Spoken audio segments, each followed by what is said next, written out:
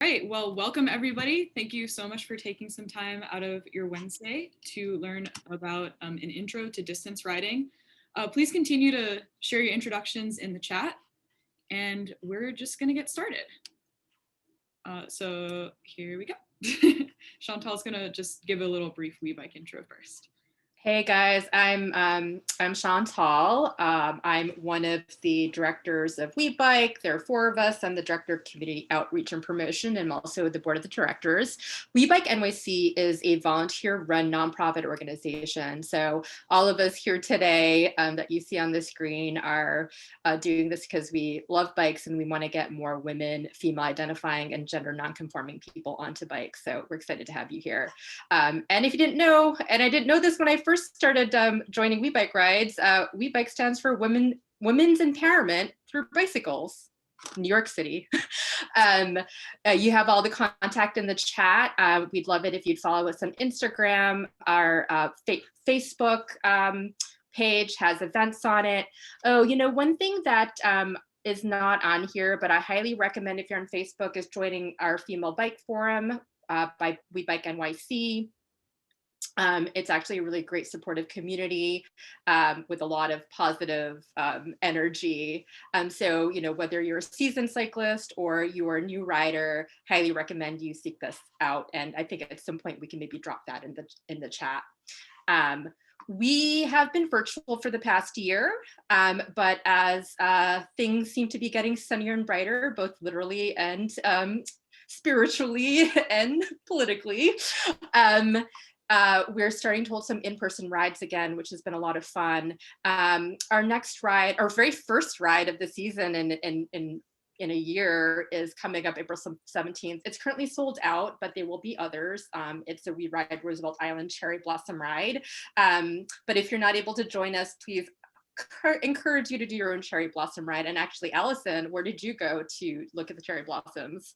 Oh yes, I went this morning to do a little preview, check them out. I think they'll be really, really nice by this weekend. So yes, highly recommend it wherever you are to seek out those cherry blossoms on your bike. And we also do virtual right now happy hours. One day, again, we'll all gather together in person, but for now, still virtual. It's at every third Thursday. And actually, Allison, did you want to talk a little bit about this one because you helped to set this one up? So it's actually next Thursday. It's a joint happy hour with the New York Cycle Club. And so there'll be members from both organizations talking a little bit about what they do and just doing some general community building. Yep. All fantastic. Right. Yeah. Now, here we go. Yeah, so a little bit more about me. Again, my name is Chantal. I have here my stats. 120 miles is my longest single day ride. And I really discovered that I enjoy doing long rides, single day rides. I am not fast. I will say this right now. I'm not zooming along, but I just really love putting on, like, just being on my bike for the entire day. I'm not necessarily somebody who's driven by the numbers, but there is the satisfaction there where you crack that 100 and then you keep going. So definitely some pride there. So the longest tour that I did was actually an organized charity ride. It was fully supported. And that means basically all I needed to do was ride. You know, there were vehicles that were carrying all of my gear. So it was just me, my bike, and a whole bunch of snacks. But it's an organization called Climate Ride. I did the California northern route, and it was you know, all the way from Fortuna, which is up near the Oregon border, down into San Francisco, and it was 5 days, 4 nights. I was camping, didn't know I was going to be camping until I got all the packet in there and was like, uh-oh. So it was definitely a stretch for me, but it was really rewarding. It was an amazing experience, and it really just motivated me to keep pushing my mileage and my boundaries. Thanks, Chantal. I'll tell y'all a little bit more about myself. My name's Allison Fisher. I'm a relatively new WeBike volunteer. I joined a few months ago and I'm in charge of sending out the newsletter. I've been riding basically my whole life, but I really got into road cycling and distance cycling when I moved to New York in 2018. I actually got involved with the New York Cycle Club, and that's what got me started into longer distance riding. They have SIG programs, which stands for Special Interest Groups. So I participated in the B SIG, which had 12 rides once per week, starting at 40 miles and ending at a century. And that was kind of how I got into it. They basically gave us the training plan, increased our mileage, gave us some group riding skills. I've done, I think, 5 centuries at this point. My longest ride is also 120 miles. And I'm also here because I have some experience in multi-day long distance tours. I guess my most exciting one to date is I spent 25 days bike touring around Norway with my dad in 2017. And this was self-supported. So there's a picture of me and all my stuff. We camped every night. I was supposed to bike across the country last summer, which would have been 70 days supported on road bikes. That got canceled due to COVID, but they gave us a lot of training and information about that I hope to share with you tonight. And this year I got to do a little mini tour of 4 days supported in the Blue Ridge Mountains. So I got some experience with multi-day tours and long rides too. I also want to take this opportunity to introduce Stephanie Rothman, who is running the show behind the scenes. So Stephanie, if you want to say hey. Hey everyone, really great to see everyone join. I am a very new WeBike volunteer, very excited to be on board. I am also a relatively new biker. I learned for the first time in my life around November 2019 or so, and just really fell in love with cycling. And within the first couple of months, I had scaled up to be able to do the 5-borough 40-mile bike ride. And then within that same 6 months or 8 months, I then did a bike ride to Montauk, which was about 85 miles. So I was really excited about that. And a huge inspiration for learning the bike for me was to learn how to do bike packing, because I love hiking, I love cycling. And so it's a dream of mine to be able to kind of combine some of my passions to be able to do long distance multi-day riding. But very excited to be on board. Thanks, Stephanie. We're glad that you're here. And we're especially glad that you're running the Zoom for us. Great. So we wanted to open it up to everybody to just kind of share, what are some of your distance goals? Like what are you looking to get out of this talk or get out of this year? Or where do you want your bike to take you? So I think we have a poll that we can bring up. Yeah, so just feel free to check any that apply on what you'd like to get out of distance riding. We'll leave this open for 20 seconds. Yeah, and so for mileage, are you just looking to increase your miles? Are you somebody who's riding but you just want to get more comfortable on your bike? Maybe you just want the confidence to go after that big goal of yours, or maybe some of us, we want to do some multi-day tours, whether it's in Norway or in our backyard.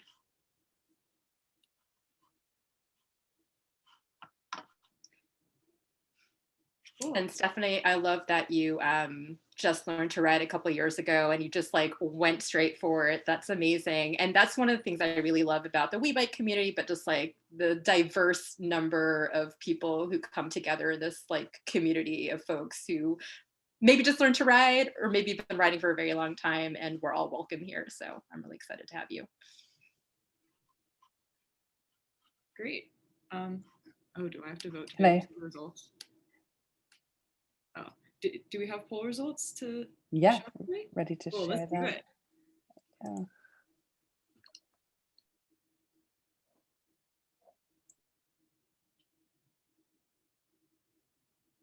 Nice. All right. It looks like, I guess this makes sense for a distance riding that most of us are looking to bump our mileage, and that's great. So yeah, we'll cover all these things a little bit.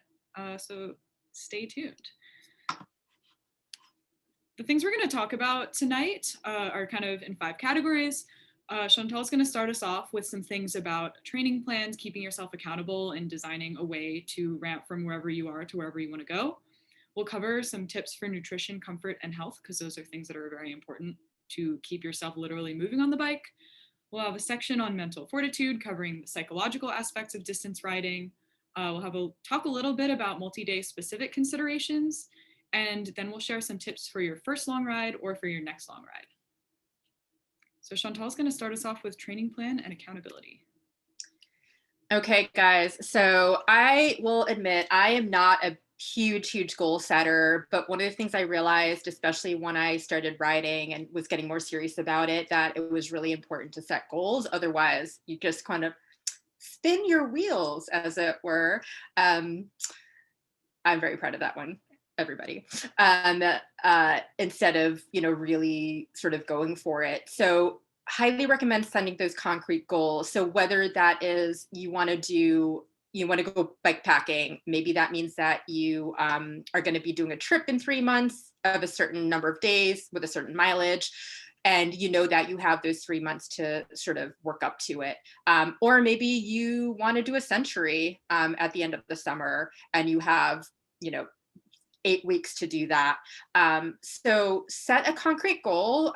Numerical goal is really helpful. And then backwards plan from that. How much time do you have to achieve that goal you're looking for? So your goal, whatever it is, you want to gradually increase your mileage. So, I'm assuming here that you have a distance goal in mind. You can comfortably ride 20 miles, but after that, it gets a little bit harder for you, but you're looking to do, let's say, a 60-mile ride. How much time do you have to do that training? And you want to start making a plan for yourself to gradually increase that distance. So, you don't want to do too much too soon. That is like really a big piece of advice. I know, especially when we get really gung-ho about something, we might want to go from 0 to 60, like literally overnight. But we have to condition our bodies to do that. I think that means that, you're adding 5 miles a week, let's say, to your plan. If you're already riding longer distances, you can comfortably add maybe more than 5 miles. So maybe you add 10 miles, for every week. Your body and where you are fitness wise, but start small and start increasing incrementally. The other tip I have for you all is to ride regularly. So it is much more beneficial for you to be riding regularly shorter distances than to sort of weekend warrior it, or like once a month try to do that big long ride. And that's for a couple of reasons. One of them is just comfort. Like, if you're not used to doing those distances and you try to just kind of push through, your body's not going to be used to it. But also you're going to be conditioning your body for this. You're going to be going for increasing your muscular endurance, your cardiovascular endurance, and your general fitness. And you're also going to be spending more time in the saddle, which is really, really critical, right? Like our body needs to get used to sitting on that bike. So if you're somebody with a high level of fitness already, but maybe you're a runner, or maybe you do some other sport, so you're rather athletic, but you haven't been sitting on your bike for hours at a time, that's also something to keep in mind. If you're somebody who has your eye on that, long ride or multi-day ride, but you haven't really been sitting on your bike for a while, just know that you want to slowly gradually increase your mileage so that you're sitting for longer and longer periods. Otherwise, let me tell you, I have a feeling like a lot of us has been there, where you just kind of push it too far too quickly and you're pretty sore afterwards. And there are lots of ways to, incorporate training into our daily lives. If you're somebody who's not working from home these days, maybe that means that you are incorporating a longer route into your bike commute if you do commute to work. Or maybe it just means that you are finding the long way around, right? So instead of going from point A to point B in the quickest New York City, like in a hurry rush, maybe you take the circuitous route. The other thing to think about is, especially I think around here, depending on where you live, you may need to seek out hills. When I was first training for my first long ride, I just concentrated on some very long flat routes, and I got to looking at the elevation when they sent it to me, and I realized it was mighty mountainous. So that might mean that you need to find some hilly routes, or find a hill and just, ride it back and forth. I think somebody in the chat, Kimberly Stewart, says, if you're in blessed shape and fat, what's a good build?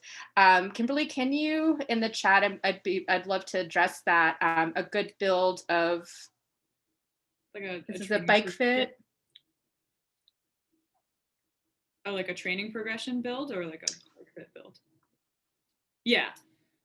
Oh, got it. Yeah. So I think, body size aside, let's put that aside, because it's really fitness we're talking about, and you can be fit at, many different sizes. I'm not saying that there aren't challenges, that individual challenges that you might face depending on, your body shape. But I think it's true for everybody that you want to just, first of all, if you have a comfortable bike, that's like the baseline, right? It needs to fit you and you need to be comfortable on it.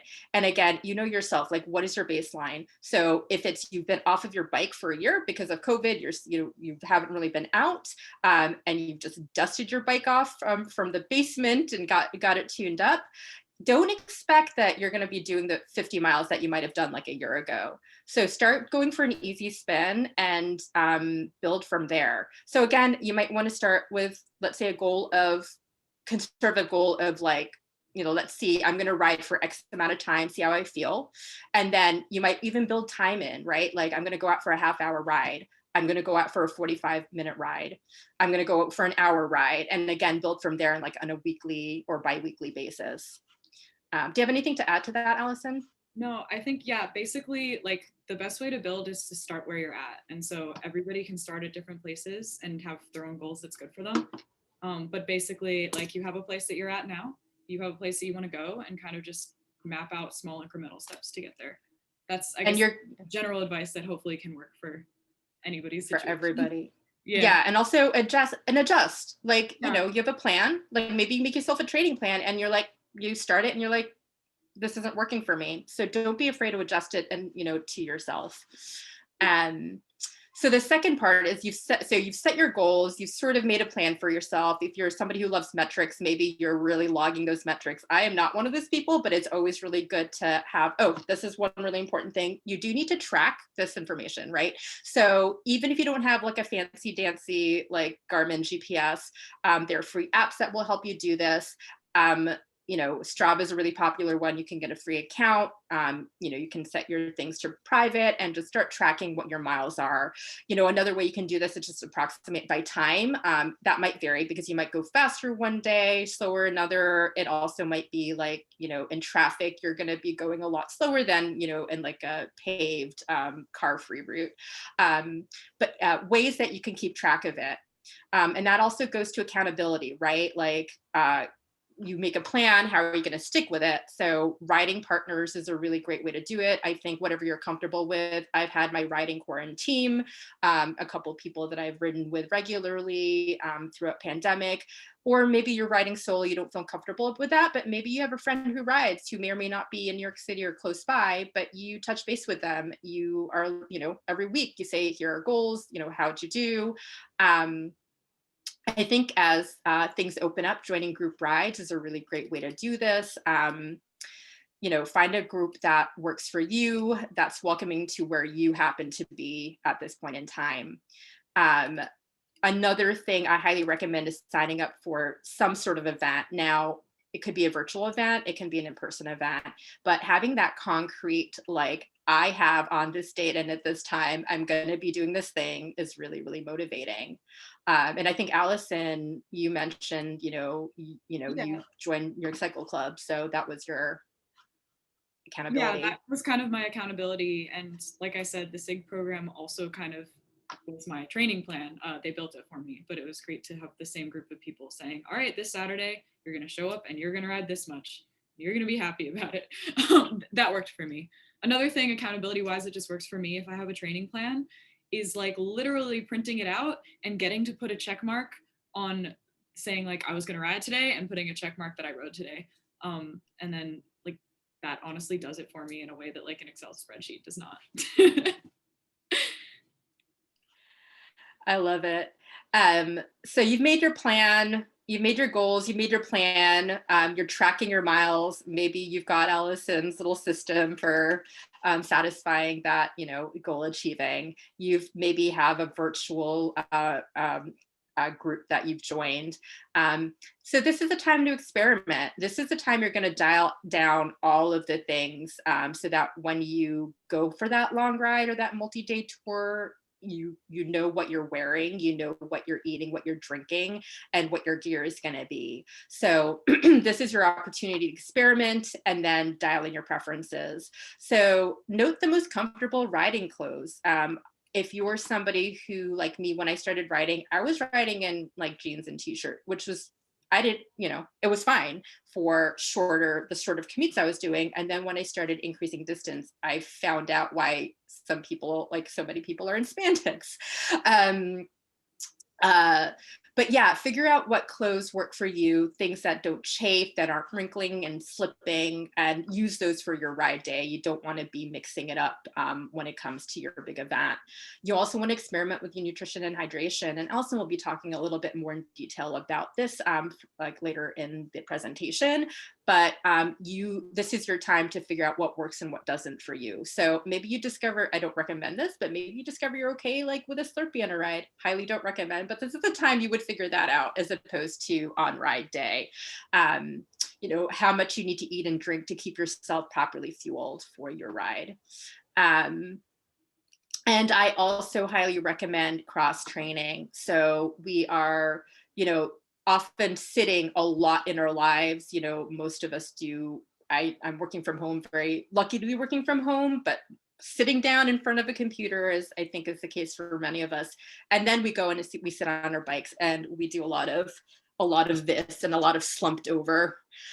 So whatever you can do to counter that. So yoga, stretching, cross training. So if you run, things that you might do for endurance. If you row, like I used to live in Boston for a number of years. I did not row, but many people did. Like that is because that like opens up your chest and gives you that stretch. So highly recommend doing this. And also just like, there can be muscle imbalances that happen from just doing cycling or any activity. So you really want to counter that. I also highly recommend, if you don't already have a strength training routine, to start working that into your fitness regime, because as much as fun as it is just to ride, the more you ride, the more you discover that it's really important to balance all of that out. And going back to nutrition, Allison's going to talk a little bit more in detail about nutrition, comfort, and health. Exactly. Well, I see Karen's already got the main point, which is eat before you're hungry, drink before you're thirsty. So yeah, basically the point of good nutrition on the ride is the fuel you put into your body is the energy that you have to put out on your bike ride. So this becomes more important as your ride is longer because you're putting out more energy. So it's most important to be hydrating and fueling regularly. On a commute or a shorter ride, you might not always pack your own food. You might just like ride to a cafe or something. On a longer ride, it's pretty important to always make sure you have your own food and drink, so that if you're not at a rest area yet, but you find yourself hungry, or you should never find yourself hungry, you should be eating before that. But like you always have fuel available to you. You can set reminders on your phone if you need. You can even consider carrying an extra bag to make sure that you have room for food on longer rides, that you might not have room like just in your pockets or anything. Yeah. The reason that you want to eat before you're hungry and drink before you're thirsty is you want to prevent bonking, which is basically when you run out of energy, it can lead to muscle cramps, confusion, and brain fog. During my first century, at about mile 40, I bonked. I think it was because it was Passover, so I couldn't have my normal like bread, carbohydrates in the morning, so I was just eating nuts. And then I got to mile 40 and my leg cramped up and I was slow and unhappy and like dizzy, and my group had to feed me bananas and Gatorade and like carbohydrates and water and wait for me to be okay before we kept going. Don't be like me on my first century. Be consistently fueling with carbohydrates and electrolytes before you feel weak, and that'll get you really far. Yeah, carbs are important because they're the quickest energy for your body. Electrolytes are also important, especially in warmer weather. I like to do water in one of my water bottles and like sports drink like Noon, Gatorade, something with electrolytes in the other one. One other thing about nutrition is your first long ride might not be the time to try a milkshake at lunch or corned beef hash. You should kind of be conservative and be eating things that you know your stomach will be able to handle. It might make you the happiest. And I'll jump in here just to say, I'm somebody, I think Allison, you said that you're pretty good with your digestion, even on rides. I will say I am not. I, on a daily basis, it's a challenge for me to like, know what agrees with me and what doesn't. So I actually will carry, even on organized rides that supply snacks and that sort of thing. I actually pack all my own food because I know what I can eat, and I'm guaranteed to have it. So even if it turns out that they have things that I can eat, great. But I know that I don't have to worry about that particular scenario. What's happening is all that blood's going into your muscles to keep you going and not to your stomach to help digestion. So those things that, may even for me, like give me a little bit of a tummy ache normally will really, really disagree with me on a ride. But again, I think as with all things, like figure this out in your training and your own body. Yep, it's different for everyone, but like generally make sure that you're fueling before the ride in some combination of the night before and the morning of, depending on if you can handle breakfast. And yeah, just like carbs, electrolytes, hydration throughout. So now we're going to talk about comfort a little bit. I think this is really important on long rides. Physically, if your legs can ride 60 miles, they can physically probably ride 100 miles. So the thing to note is, will your body still be happy with those extra 40 miles? So we heard people mentioning in the chat earlier, bike fit. A bike fit is where you bring your bike to a professional and they make adjustments to help your position on the bike be the most comfortable and the most efficient. You can there's a spectrum there. You can optimize for the most efficient or the most comfortable or some good combination of those. And specifically for comfort in long bike rides, we want to focus on the touch points. So the things that are touching your bike for hours and hours are your hands, your feet, and your butt. So we want to make sure that all these things are happy. So for hands, a good pair of cycling gloves is really good. You want to make sure that you're not like putting all your weight on your hands or scrunching your shoulders. A common theme through all this is like something that you can put up with on like a 5-mile commute is very different than something that you're going to want to put up with on like a 7-8 mile or 7-8 hour ride where you're spending all day on it. So for your feet, it's good to have the ability to loosen your shoes. Your feet can swell sometimes. If you are new to being clipped in, like if you have SPD pedals or something I did on one of my centuries when I was very new to using SPD is I used dual platform pedals so that if I got tired of the position clipped in, I could flip it over and have a little bit more like freedom in my foot positioning. But yeah, I guess the most important thing is your butt on the seat. We're not going to talk exactly about how we're not going to make specific saddle recommendations because saddles are very personal, but I will say it is worth investing in a saddle that is comfortable for you. I did my first century. This is, I guess, all the things you shouldn't do. The first century where I bonked, I did it on the saddle that just came with my bike when I bought it from the bike store. At mile 80, I was like, my legs feel great.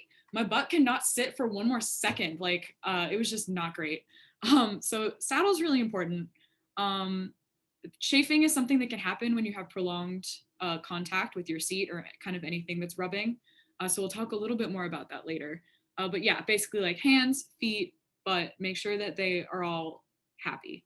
And also make sure that you change things up a little bit. Maybe get out of the saddle and stretch once in a while. So I have a picture of Ayesha McGowan here in a standing climbing position. Change your hand positions. And I've said this before, but consider carrying an extra bag for comfort to make sure that you can fit any layers that you might need for a long ride or any extra food. So there's a picture of me on my Blue Ridge Parkway, one of the long riding days. Like that's my road bike. I usually can fit everything in my pockets. But for this one, since I was riding all day, I made sure to have an extra layer and a bunch of snacks all in there so that I would just make sure that I had everything I needed. Great, so now Chantal's gonna talk a little bit more specifically about comfort and cycling aspects related to women's health. Yes, thank you, Allison. One thing I wanted to add when you were talking about not putting too much pressure on your hands, that's when like doing some core strengthening exercises will really help you so that you're not relying on your wrists to bear all of your weight. You want to be able to tighten your core so that you are keeping your weight off of your hands. So another plug for cross training.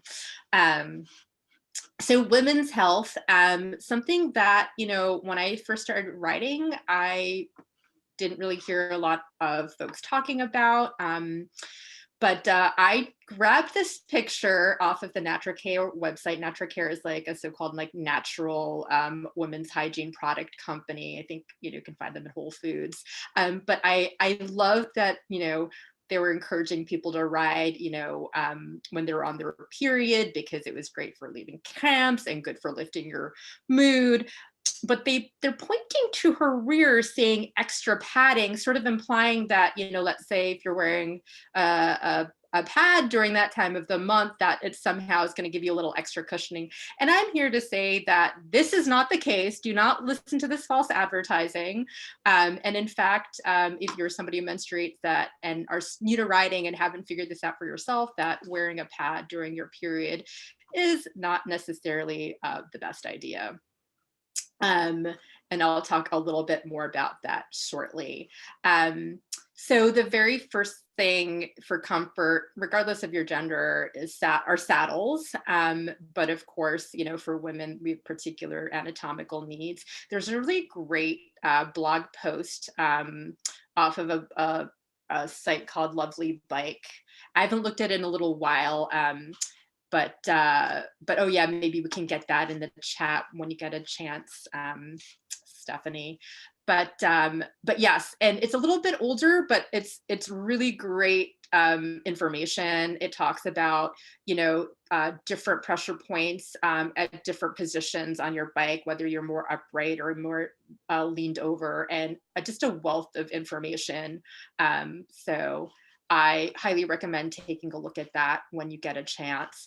But yeah, your saddle is going to be the first point, and probably the one where most of us are going to struggle sooner or later. Allison mentioned before having issues with a stock saddle. So if you're new to bikes, and when I was first, my very first adult bike was a garage sale bike, and literally it was like half falling apart. I shudder now to think that I was riding it. It was probably not safe, I won't lie, but what did I know? But I loved that thing. But when I went to buy my own first new bike, I didn't realize that you could buy saddles separately, that the one that came with the bike wasn't necessarily the one that's going to fit your body. You might get lucky and it might, or you might not. So I highly recommend, if you're somebody who is sitting on a saddle that is not working for you, to investigate the option of getting one that does. Something to know about saddles is that the cushier is not necessarily the better. So do not listen to NaturCare. Having extra padding is not necessarily the way to go.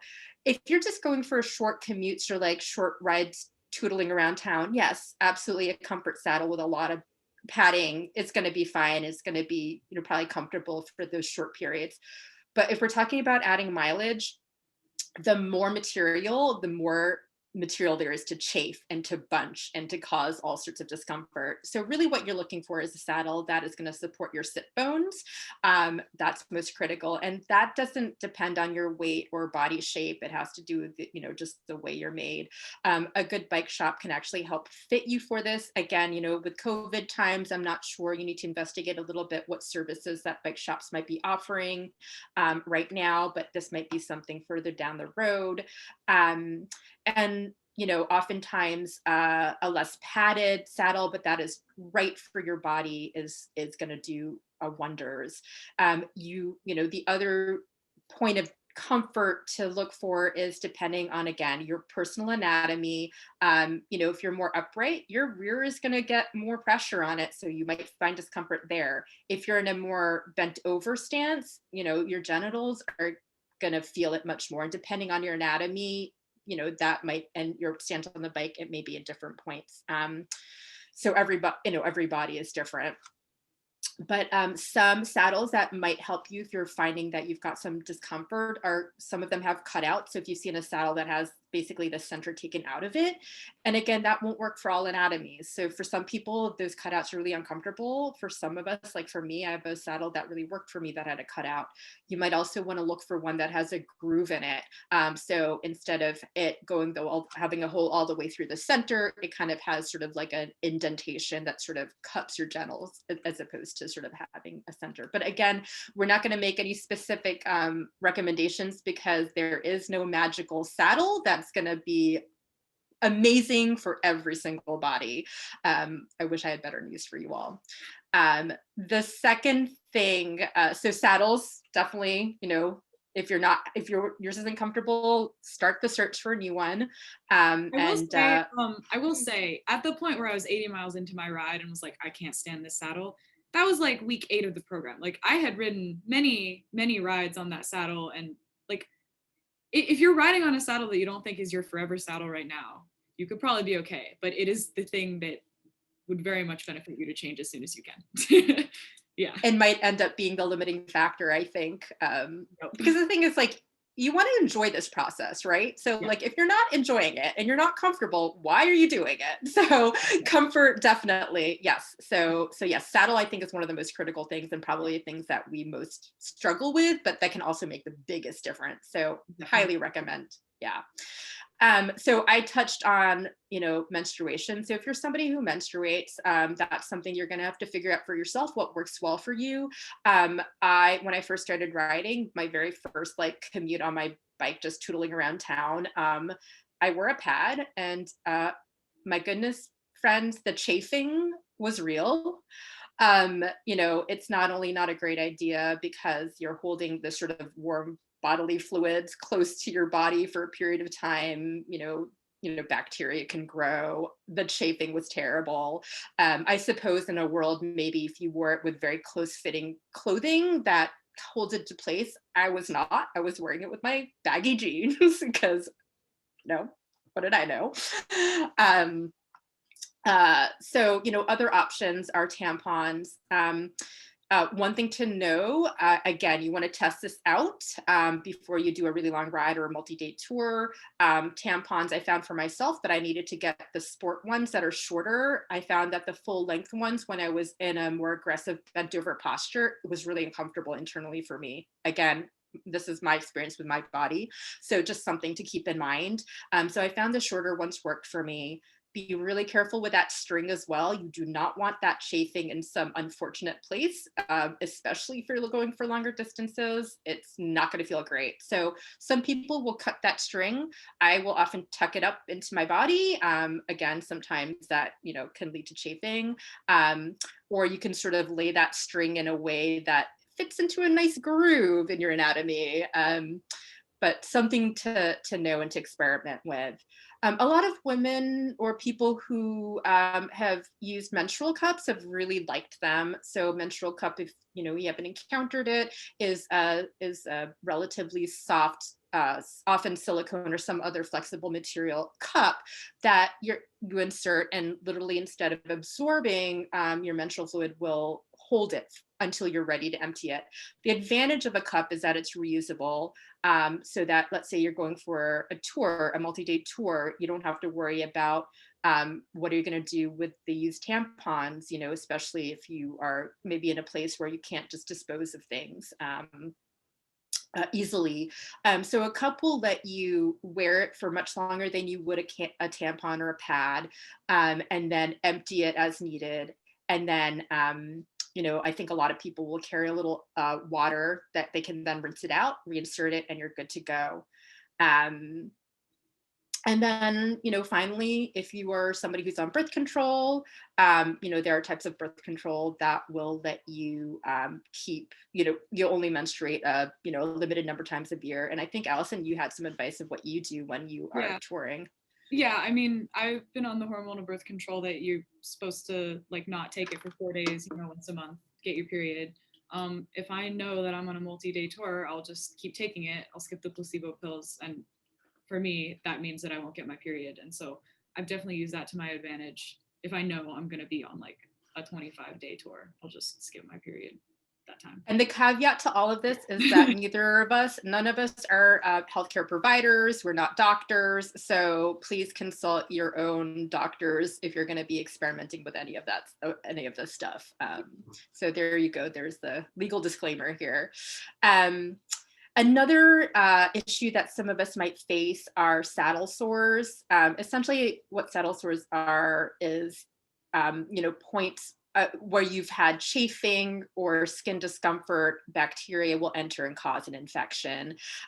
If you're doing a one-day ride and you encounter this, your luck in that you are then off the bike after that day, and you can take some time afterwards to recover where you're not on your saddle, when you're not kind of, causing more chafing and possible reinfection. Oh, and thank you, Nina's put in the chat that she's a certified nurse midwife and New York State licensed, happy to help. So if anybody has actually any questions for her, put that in there.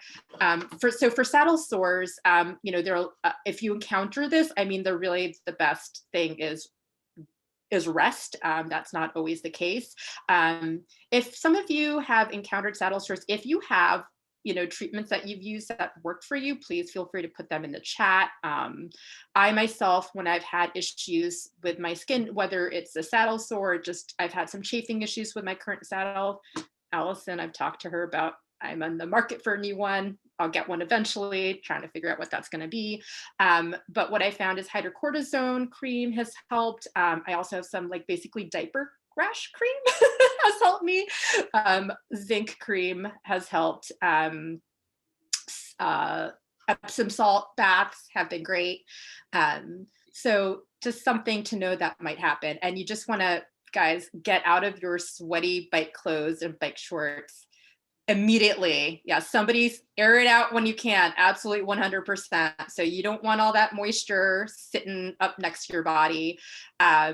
It also means if you have padded bike shorts, do not wear underwear with those. All that's going to happen is you're going to sweat and get gross in your underwear, and it's going to be sitting next to your body for hours and hours at a time. So chamois right next to your skin is the best way to go. And to prevent it, make sure that you use the chamois cream. Allison has touched on this before, but it's basically a lubricating cream. You want to put it on, in your nether regions, anywhere that's going to rub. And it's going to help prevent that chafing that can really cause those saddle sores. Yeah, a make or break for me is to put it on before the ride, but also if you're, in the middle of a ride and you feel like chafing started, it's a great time to set your next bathroom break to put on some then. The brand I use is called Chamois Butter, and it also says you can use it afterwards. So if I already have a saddle sore, sometimes I'll just use Chamois Butter as the thing to put on afterwards too. But yeah, don't just be like, oh, well, I'm chafing now, so I'm screwed. If you feel yourself starting to chafe, there are things that you can do to keep yourself comfortable for the rest of the ride if you can. Yeah, and I think Chamois Butter actually has single serve. Don't need it, but they've got single serve packets that you can take with you. Yeah. And finally, on the topic of women's health, is the issue of personal grooming. If you're somebody who likes to leave it long down there, that's probably, what's most recommended. Best not to mess with it. But I think regardless of, what kind of personal grooming that you do, you just don't want to do something really different before a ride. So if you're somebody who normally trims and that feels fine for you when you're riding and it doesn't cause you discomfort, keep doing that. If you're waxing, if that works for you, keep doing it. But I will say, Allison, you have some shaving advice for folks. Oh, yeah. I decided it would be a great idea to shave the day before my tour. It was not a great idea. Do not be like me. Yeah. That's my advice. So you heard it from Allison. Don't shave right before you go on a multi-day tour. Where you're trying to prevent chafing and irritation to that exact region. So that's the information that I have to share about women's health. But again, if there are things that have been bothering you, definitely there's a wealth of research out there, and go ahead and see if there, you can even post in the Female Bike Forum if you've been challenged. You can definitely find people who have been through the same thing and who might have some information for you. Yeah. But now from our nether regions to our brains. That was a terrible segue. Sorry, Allison. Sorry, everybody.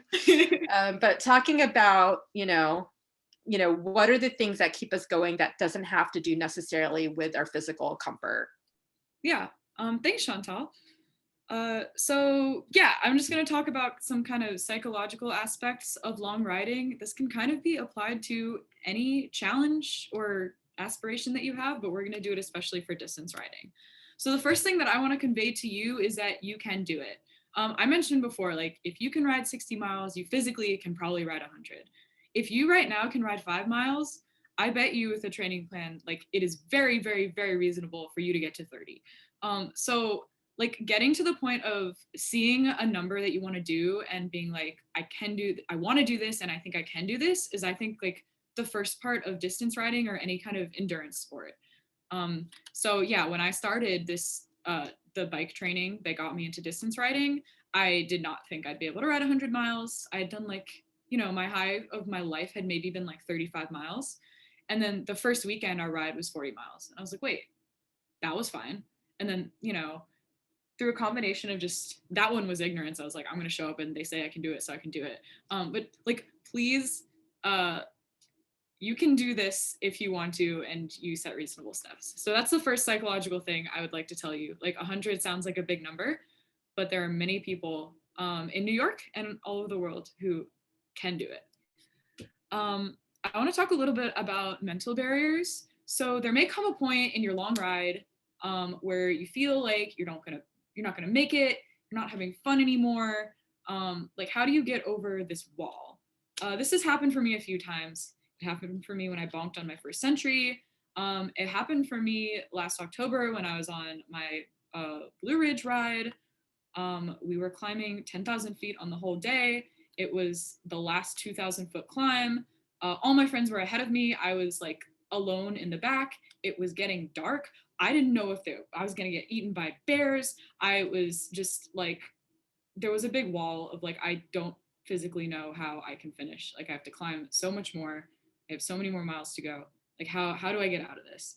And so we've talked about all the physical like preparation things, and preparation is a very good first one because if you are physically prepared, like that's a great first start. And all of you by coming here, hopefully will have some preparation. But we want to talk about some tips for kind of staying motivated if you get into a situation like this. So first of all, riding with others and taking energy from others is a really good tip. So we talked about this for accountability, but if you feel like you're in a low point, find people at your pace to ride with. If you're on a solo ride, like see if there are other people just riding and strike up a conversation with them. You can borrow energy from others physically by like joining them in a drafted pace line, as I did here in this picture, or by taking their like energy, like their enthusiasm. Another thing you can do is kind of break your long ride into shorter segments or goalposts. For me, this is generally whenever the next snack break is, like those are my segments and that works really well for me. Like I need to put in this much effort until the next rest stop or something. Some people might be like, oh, to the top of that hill. This can be easy if you have a cycling computer that's displaying your mileage and you're a data-driven person. Sometimes just watching that number go up can be really helpful. It also really helps to shift your attention. So there are certain ways that you can be focused, and you might like cycle through these at different points in your ride. One way is just be hyper focused, like tune out everything except for the next pedal stroke. Just kind of be very in tune with your body and your breathing. So that's one way to do it. And on the other hand, sometimes you want to be completely distracted from the fact that you're on a bike. You want to talk to people around you. You want to sing. You want to think about your families and friends. You want to like think about the latest movie you watched, just anything. Or something that I like to do is, especially because on my long rides, I'm typically doing them like I went to a place to ride that long ride because it was nice riding. I try to focus on my surroundings and appreciate them, how pretty they are, how lucky I am to be able to ride here. And so kind of like modulating where my attention is can help me kind of get around like a desolate attitude. And I hope that some of these tips can help you too. Vocalizing is something that Chantal and I both find can be very helpful. It can help to yell when you feel stuck or yell when you feel happy. Chantal, when do you usually yell when you're riding? Guys, I really hate climbing. So I love the downhill, but getting to that top of the hill or the mountain, it's torture for me. So there might be some cursing out loud in front of children sometimes. And that's just like what I sometimes need to do to just get me past that point to like crank up that hill. Yeah, so that I often will just, I'll be yelling up the mountain or yelling up the hill. Yeah, I normally yell on the downhills once I've made it to the top. I make it to the top, I start going down the hill and I'm just like, woo! And that just really helps me kind of solidify that I finished the hill. If I'm in a kind of bad mental situation, I'll just start talking to myself like, you can do this. You've done this before, or you're prepared, or good job legs, just like cheerleading yourself. If there's no one around to talk to you, you can talk to yourself. So vocalizing can be surprisingly helpful at mental fortitude. And finally, remember why you're doing this. If you are going out on a 100-mile ride, or you're going out on a 20-day bike tour, you chose to do this for a reason. So it can feel really good to be pushing your limits and prove that you're capable of meeting your goal. So sometimes just like the satisfaction of saying like, oh, I want to do this, and then having done it, like that's really fulfilling. You can think about what it will feel like when you finished. This is really easy on a 100-mile ride to just watch your number get closer and closer to 100. I personally am very motivated by Strava. Whenever I do a ride, I'm like, it's going to be so cool to post that I rode 65 miles this weekend, or it's going to be so cool to post that I rode 100 miles. I get a lot of motivation out of that. Maybe you're somebody who does too. And yeah, just like, presumably you want to be doing this. And so remember why you're doing this. Keep pedaling and remember to have fun with it. 100%. Yeah, I completely agree with that, right? Why are we doing this? But one thing I wanted to add was, I think this is especially critical when you're doing your first long ride, because you haven't done it before and you hit that wall and it feels like you're not going to get through it. Just know you're going to get through it. Subsequent rides, remember, this has happened before. You've hit that wall and you've made it through. So it's something to keep in mind, and like keep those like bag of tricks like up your sleeves, because that next time it's going to happen, you're going to know what to do to get yourself through it. For me, it's yelling up the mountains, right? Like for Allison, it's yelling down. Or honestly, just having a snack. Like if I'm not feeling it, that's probably a good time to drink some water and have a snack. and have a little snack. And one more thing I wanted to add is, I love, Allison, how you are motivated by food stops. One trick that you can do, and again, like I said, I love doing the single day rides. Let's say you're doing a century, divide that up into 5 20-mile rides or 4 25-mile rides. Somebody gave me this tip, which I love, is they put little pieces of tape, like just little like masking tape, like on their shorts or somewhere on their arm or somewhere. And as they count down the miles, they'll take one off. So it's like your visual progress, right? So you can sort of see where you are and how far you've gone. Great. Yeah, that's an amazing tip. Thanks, Chantal. Guys, we had a really good question.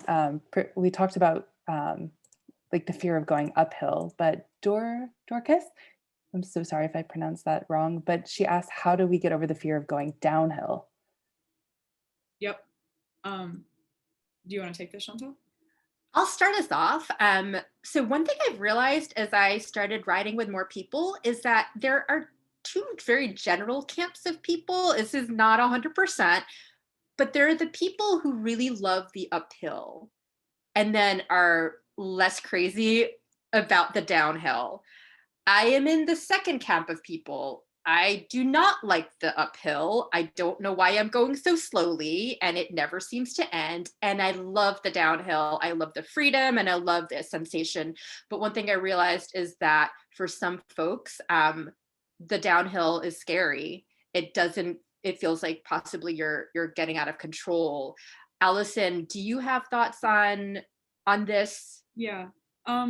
I mean, the thing, at least for me, that is scary on downhills is, like you said, if you feel like you're getting out of control. So part of this can be like learning the limits of your bike, like being confident in your bike's brakes and making sure that you know how to brake on downhills and everything. But like, honestly, whenever I'm going downhill faster than I think I should be going, I'm doing a little bit of like, I'm so glad my bike hasn't, like my wheel hasn't flown off. I'm so glad I'm wearing a helmet. Like, I'm so glad that just nothing's exploding. And so like, it's perfectly fine to go downhill slowly. If you keep pumping your brakes, then you should be able to maintain a speed that you're comfortable with. So like riding your brakes is where you're holding them the whole time, and that's going to get really hard on your hands and on your brakes. But if you go on and off and on and off, like you will be able to get down the hill. If your question is about like how to be comfortable doing it faster, I think it's like trusting your equipment, and making sure that, yeah, you're just like comfortable and like expanding the range where you feel in control. Yeah, 100%. And I think the more you ride, you need to be confident in your bike. You need to be confident in yourself as well, in your bike handling. And the more time you spend in the saddle and the more you work on this, the more confident you'll feel. And again, like what Allison said, you don't have to like be a speed demon downhill just because you see other people doing it. Maybe you love the uphill and then you're very cautious in the downhill. So you're pumping your brakes to scrub off speed, and you're going at the pace that feels comfortable for you. And then maybe you want to push that. And just like she said, you're braking a little bit less frequently, you're pumping those brakes a little less frequently, and you're sort of getting to the edge of where you feel comfortable and then pulling back and then kind of pushing that edge further and further out. So you, as she said, like get more comfortable with that speed. Or Yeah. you don't. Yeah. I mean, I'm the slowest downhill in my the people I ride with, and I'm okay with that. And every time I try to be more comfortable with it, and yeah. So yeah, great question. Thank you. Yeah, that was a great question. Cool. We're gonna switch gears a little bit to multi-day trips. So this is not going. I do agree. Sometimes downhill can make it harder to ride in groups. It can help to just tell your group ahead of time, like, I'm not comfortable riding quickly, like I'll meet you at the bottom. But anyway, okay, so multi-day trips. This is not, you'd need a whole session to cover like how to plan and execute a multi-day trip. So this is specific to the kind of long distance part of it. So first of all, multi-day trips can be a couple different varieties. You can do supported trips where a van or a car or someone else is carrying your stuff. And then at the end of the day, you can sleep in a bed, you can camp. You can do unsupported or self-supported, which is where you carry your own stuff. So in self-supported, you can also end your day camping or in a bed. So that kind of depends on the things you want to pack and where you are and what you want to do. So one thing I want to talk about is preparing to ride long distances with extra load. So all the things we talked about before apply here too. Like you want to be preparing this ahead of time. You don't want to try anything new on the day of your long ride, and you want to be gradually training. So here I have a picture of two different setups. If you're doing self-supported touring or long distance multi-day riding, then there's two kind of camps of how you can carry your gear. The one on the left is called touring, where you have panniers kind of strapped to racks. And the one on the right is called bike packing, where you basically use bags just kind of strapped onto your bike's frame. Touring generally is heavier. You can carry more stuff. Bike packing is generally more nimble. So these are two examples of ways that you can load up your bike. That's a picture of me in Norway with my bike and my poncho and plastic bags over my feet. But yeah, like test your setup, practice riding with your bike fully loaded, especially going over bumps and handling turns, because those are things that can be different than if you're just riding your bike unloaded. You want to train with load. Specifically, when you have extra weight on your bike, you will go slower and you need to plan for this. It's really important to do a shakedown ride before a long tour. So generally, if you're like camping and you also need to test your gear, then it's good to do an overnighter. So like 20, 30 miles overnight. But even if you're staying in, hotels, but you still are carrying all this extra stuff, you want to do like a decent portion of what you would be doing of a day ride, and making sure that you can ride with it. None of your bags are like rubbing on your body in any way. Also, like take your load up hills.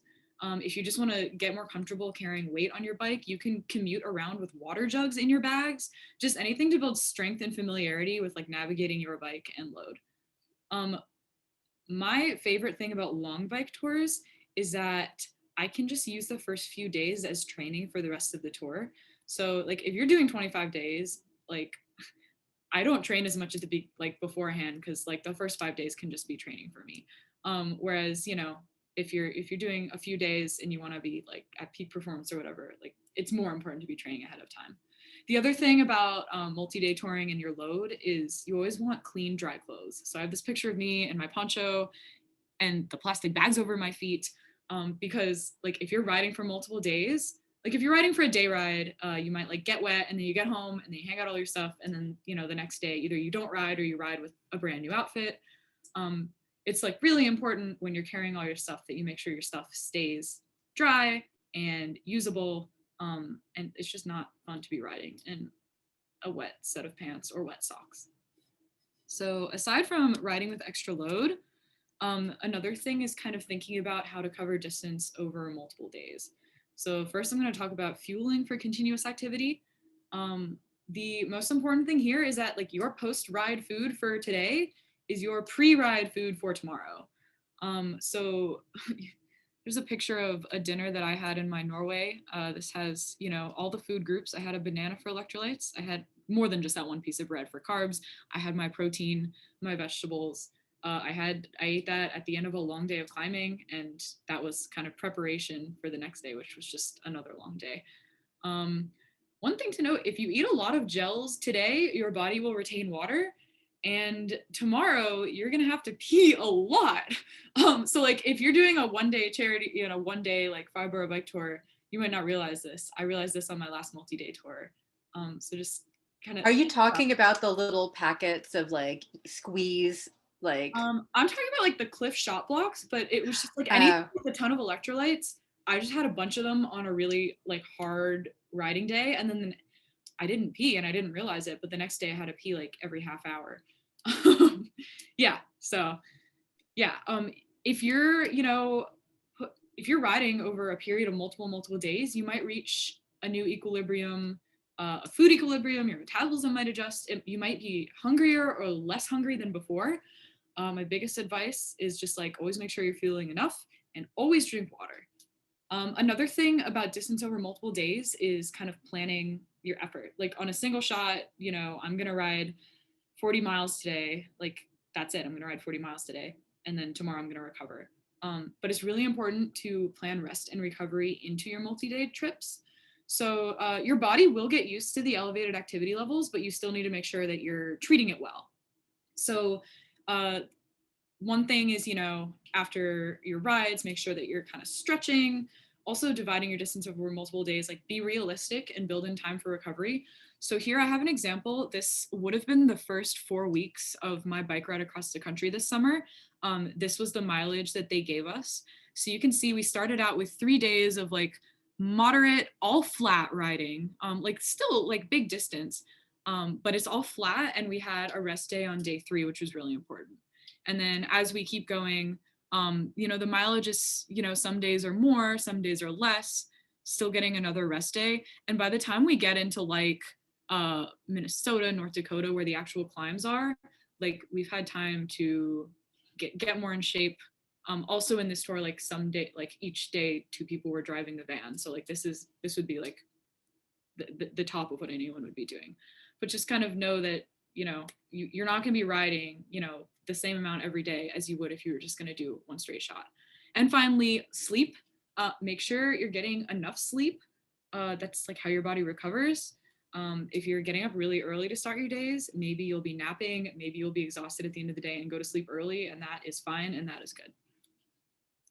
So those are the long distance riding specific things about multi-day tours. I understand that that was not like an intro to multi-day touring workshop. I know that there are resources out there and we might be able to bring some of that to WeBike at some point. But yeah, that's what we had for the multi-day section.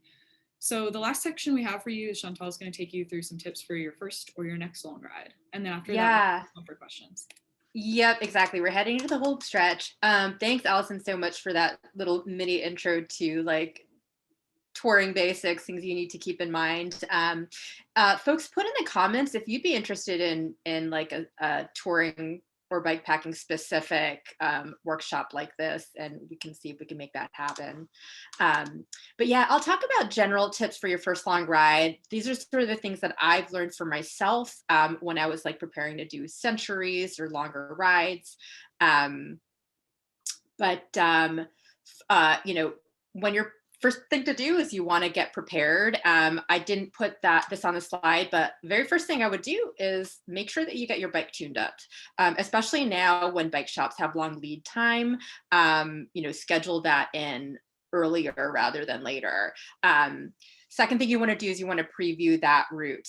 If you are going to be doing a ride that somebody else has organized, take a look at all the stats. Like I told you, I got the material for the California ride I did. I did not look at the elevation profile until a couple of weeks before my ride. I didn't realize there were going to be mountains. So I was in a little bit of like a shock.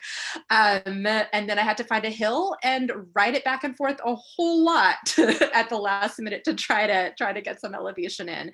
So check that route. Check the tricky spots, check the elevation, look for the rest stops, look for bailout points. If you are going to be doing a ride where, let's say you have a mechanical issue that can't be fixed en route, or you're just not feeling it, where can you exit? Maybe it's near a train station, if you're going, further afield. So those are good things to note before you head off. Let's say you've been training, you've made a plan, you've been training, you've used the tips that you've learned here today to really, set those goals, posts, and work towards them. About a week before your ride, whatever that ride is, you're going to ease off of the training. You want to let your body just heal from all that training, your muscles repair, and to top off your energy stores. And this is a time where you're also going to be hydrating and fueling. Focus on the carbohydrates. You're trying to fuel get your muscles ready for it. And just like Allison said, sleep is really, really important. It is not just a time where we're dead to the world. There's all sorts of functions going on, from cellular repair. Your brain is making new connections. I will tell you right off, I am a terrible sleeper, but it's really, really critical. And I, beforehand, about a week before, I really make a choice to get that sleep in, so that I'm really refreshed for that ride. I won't lie, the night before a big event, I usually cannot sleep very well, but as long as I have sort of prepared myself and done as much as I can for the sleep hygiene ahead of time, the better off I am. A couple of days before your ride, you've already gotten your bike tuned up, you know the route. You want to make sure that you pump up your bike tires. The reason I say at least 2 days beforehand, is because if you have a slow leak in your tube or an issue with your tire that you didn't notice, you don't want to be caught the morning of your ride. You go to get your bike and to hop on your bike. This has happened to me before on my California trip, where I had a lovely leisurely breakfast. My bike was fine the night before. Go to grab my bike after my breakfast and had a flat. So a couple of days beforehand, you want to make sure that you pump up those bike tires and check for any slow leaks. You'll have time to swap that out and to deal with any mechanical issues.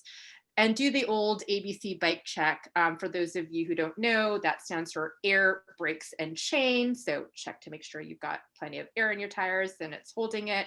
Your brakes are functioning well. You don't need to replace any of those brake pads, and that your chain is nicely lubed up or oiled, and your bike is shifting properly. Okay, it's the night before your ride. If you're like me, you're kind of nervous, and you're checking the weather report 20 times to make sure that things haven't changed since 5 minutes before, and you're going to lay out everything that you need for the morning. So you're going to pack your essentials, whatever clothes that you've decided, and again, you've vetted your chafe-free clothing. Your patch kit and tools. So highly recommend you carrying, tools to learn how to change out a flat tire, please. Highly recommend, a basic skill to have, and pack the tools you'll need to fix that. Whatever snacks you're going to be carrying. For me, it's basically the majority of the food I'll be eating, because that's just how I roll. And your little packets of chamois cream to help keep you from getting chafed.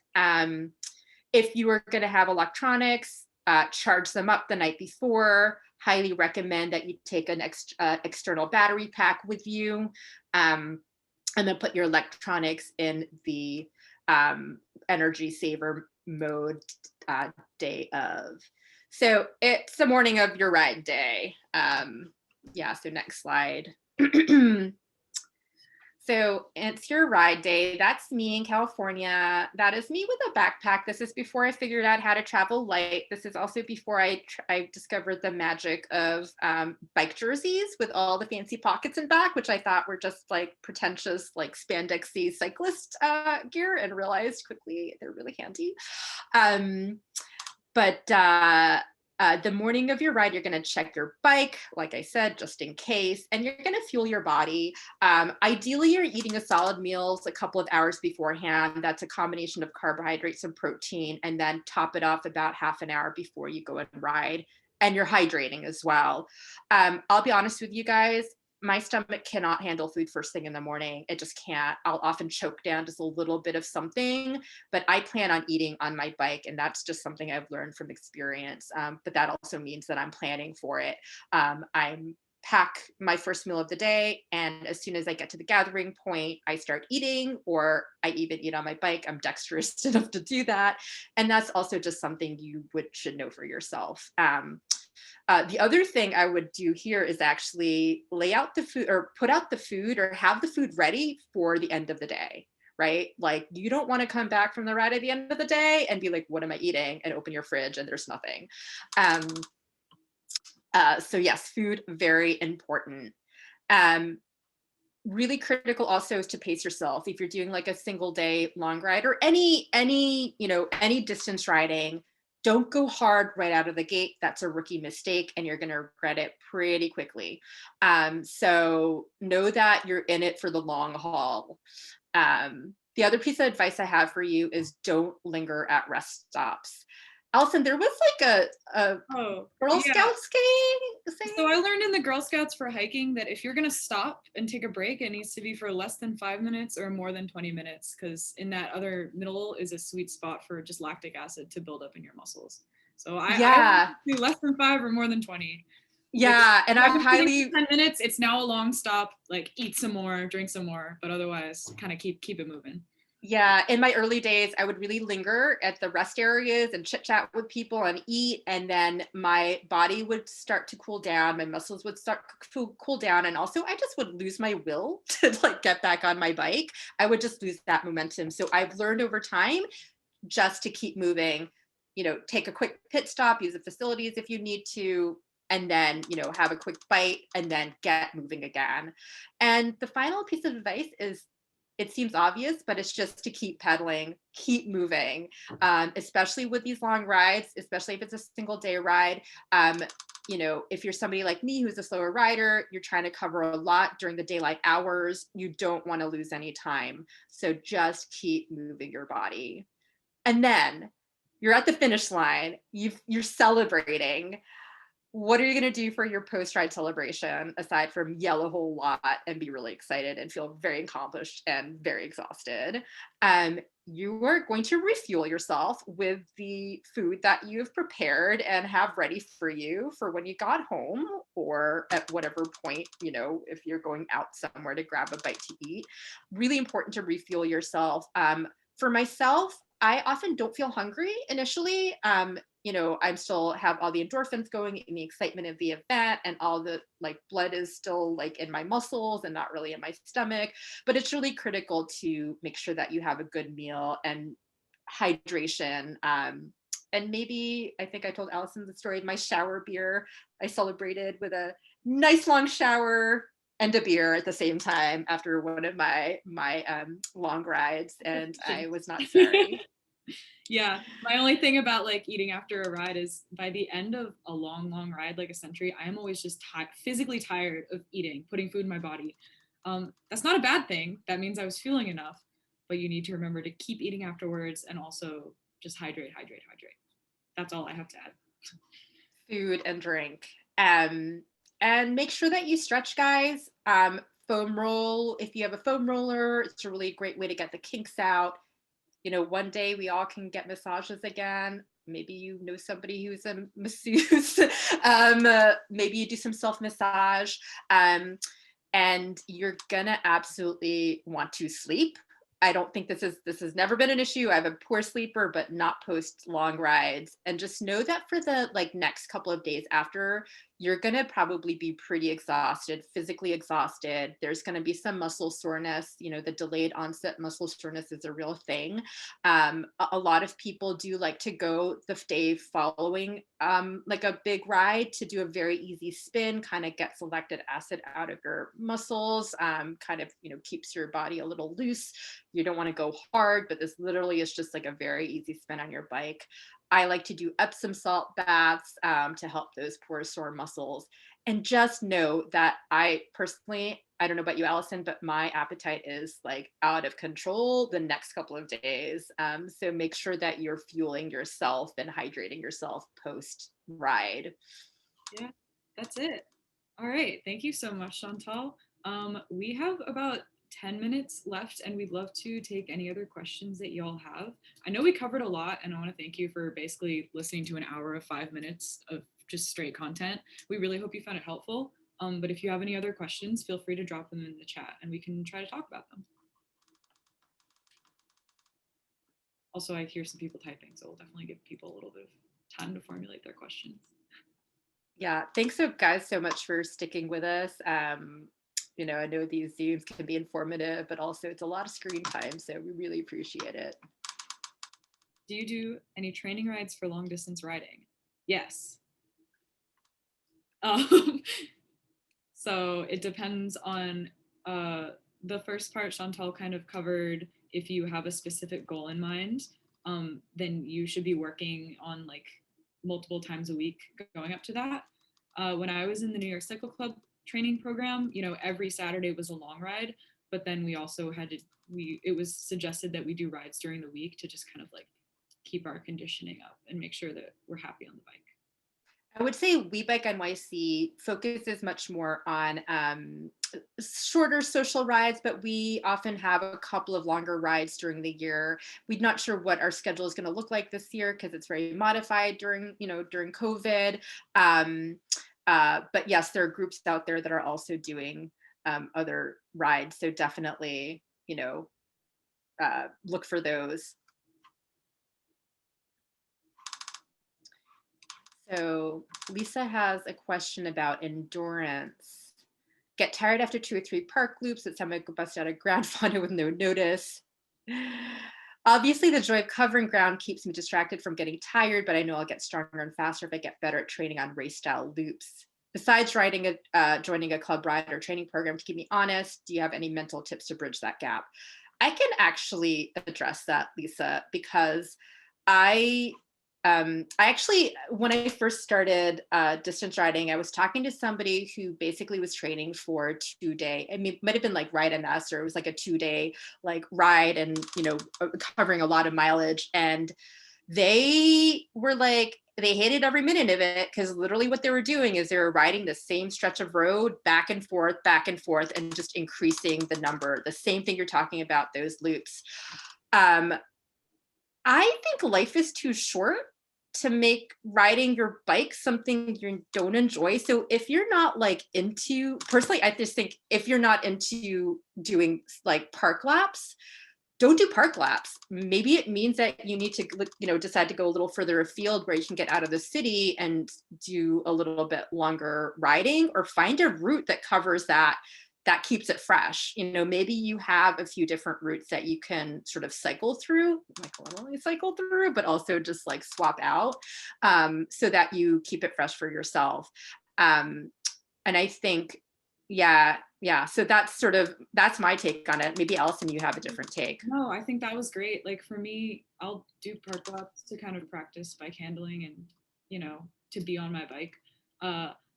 My place that I generally go if I want to be training is, since I live in Manhattan, I can go to River Road across the George Washington Bridge pretty easily. So that's like a 30-mile loop for me. And I could honestly probably do that every day and still like it because it's just down by the river. There's like bald eagles, there's hills to keep it interesting. So yeah, like I'd be fine making that a habit, whereas I'm with you. I wouldn't be able to just do park laps all the time. So just mix it up, like find ways to make it joyful and happy.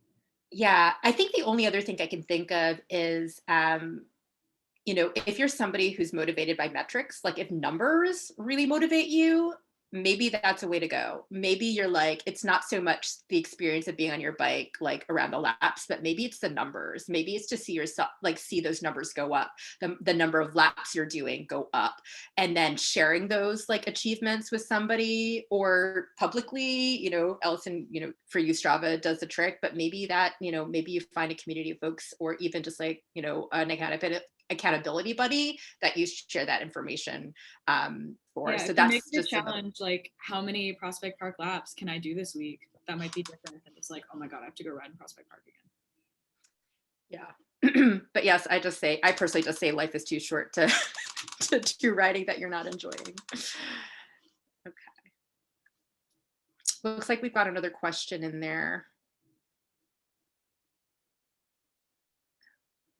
Oh, this is a knee pain question. Allison, I don't know if you have I mean, I so can yes. identify after tough hills for me too. Like, I don't think I have any underlying knee issues, but after tough hills, like I also have knee pain.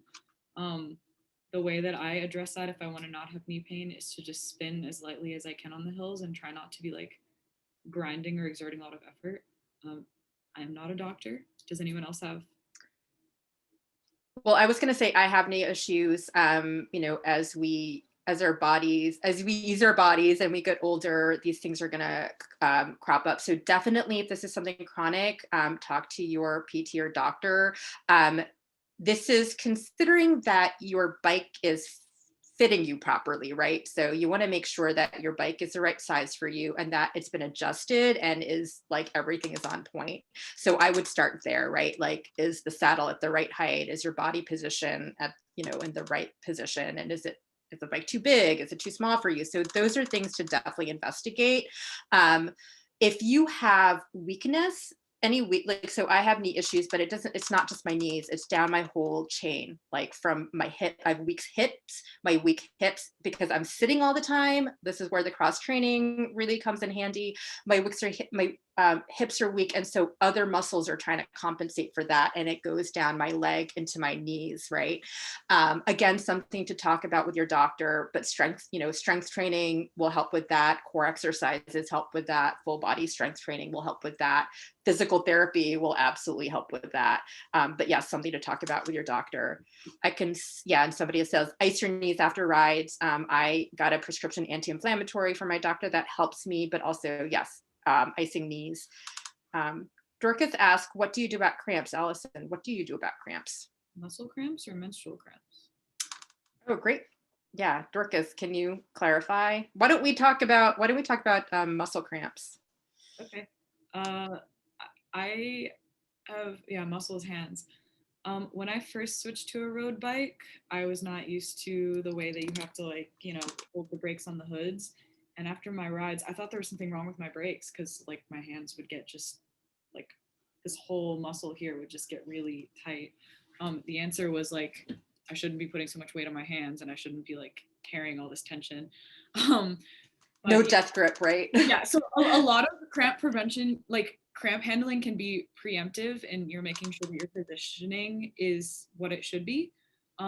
If you're at the point in a ride where a muscle cramps up, the things to do are to stop, massage it, hydrate, electrolytes, like keep it moving. Like that's what they did to me when I bumped on the ride. They were just like Yeah.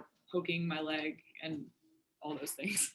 So one thing I started doing is I started carrying salt pills with me. It's not something I've ever needed for myself, but I, on a few rides, have had opportunities to share salt pills with folks who were having really bad muscle cramping. And it was because they were not replacing the salts that they were losing from their body. They were just drinking water or maybe some other drink that wasn't replenishing their electrolytes. So you can buy salt pills like at REI. They individually, you know, and just have it ready. And it's sort of miraculous. Like the second you take it, like it really like I've seen this happen, like the cramps go away. So if this is related to electrolyte, loss of electrolytes or loss of salts in your body, like a salt pill will also help with that, in addition to like the electrolyte drinks. So we've got a couple of minutes left. Does anybody have any last minute questions?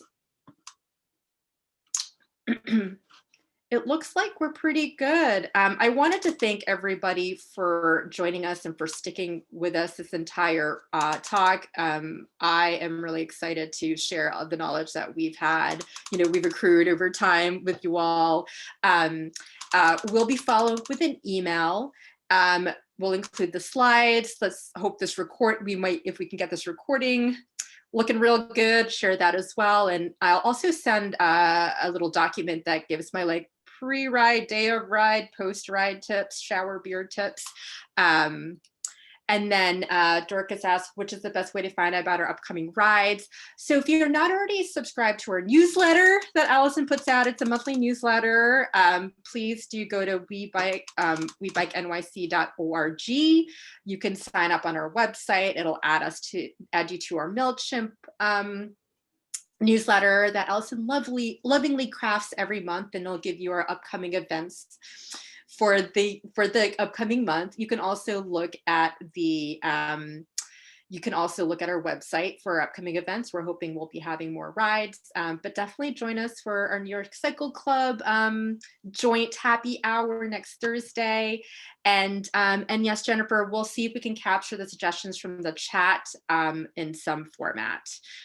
That's a really great suggestion.